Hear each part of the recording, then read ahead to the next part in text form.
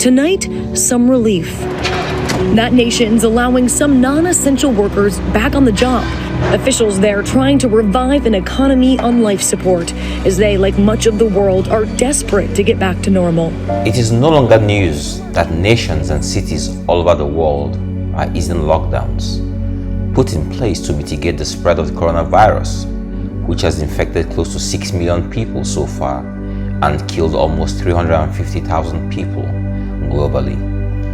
These are official best effort numbers, so we can only imagine what the actual numbers are. Stretchers, row after row, comatose patients in isolation rooms. COVID-19 has upended the world, leaving millions in grief and misery in its wake. Economies of nations have been decimated and hundreds of millions thrown into unemployment all over the world as news of bankruptcies dominates the airwaves.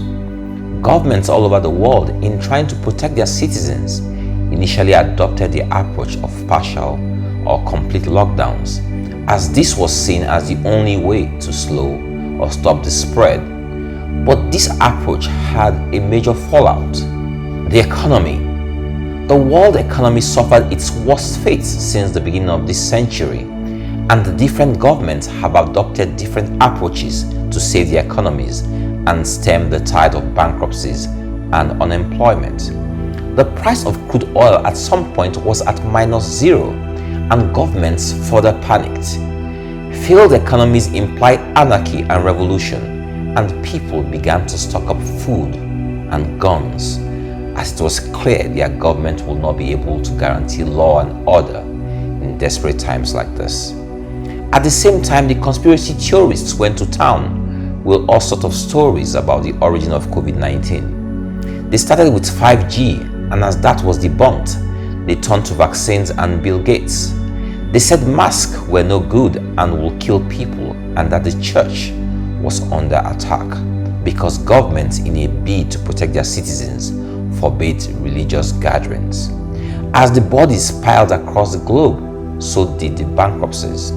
Some of the major corporations to have filed for bankruptcy in the last few weeks include the popular American clothing retailer J.Crew, Neiman Marcus, an iconic luxury retail chain, JCPenney, one of America's largest department store chains with over 850 stores, California-based jeans maker True Religion, the satellite company Intelsat, and Avianca, Latin America's largest airline, are just a few of the global names that have filed for bankruptcy. There are many others across the globe. Have you considered the fate of the UAE, who depend mainly on tourism, and all the debts they have piled on for Expo 2020? We know about the big global names, right? What about Nigerian companies, both big and small? How are they faring? This is story for another day. Governments have weighed the impending anarchy, revolution, job losses, and starvation, all derivatives of a failed economy, versus the almost 6 million global infections and almost 350,000 people dead, and decided that King Money comes first. So open up the economy and let the people die. After all, man must die someday, right? Let us send the worker bees out there to protect our wealth, while we stay cocooned in the comfort of our state houses and mansions. The challenge with this approach is that the world has merely postponed the evil day. Infection rates will rise and millions will die needlessly. Some presidents and billionaires will also die, and then the world will sing a new song.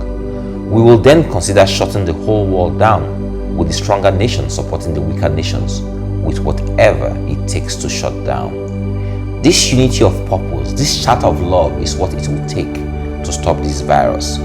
But until then, may the best immunity win. God help us all. Stay safe.